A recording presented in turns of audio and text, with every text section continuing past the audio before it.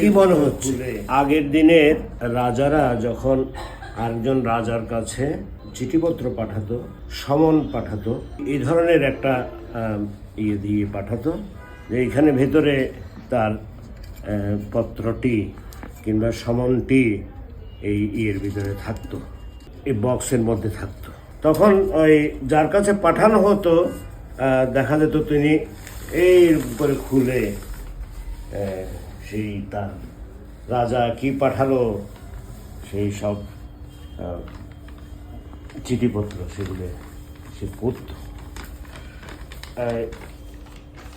আমার যে সংগ্রহটা সেটি কোনো রাজার কিংবা কোনো বাদশাহ কিংবা কোনো জমিদারের নয়, সেটি অনুকরণে একই রকমের অনুকরণে বানানো হয়েছে। 1964 সালের এটি বানানো হয়েছে। এখানে লেখা আছে মাদারে মিল্লাত রিসেপশন কমিটি চিটাগাং 17-10-1964 এই জায়গায় লেখা আছে।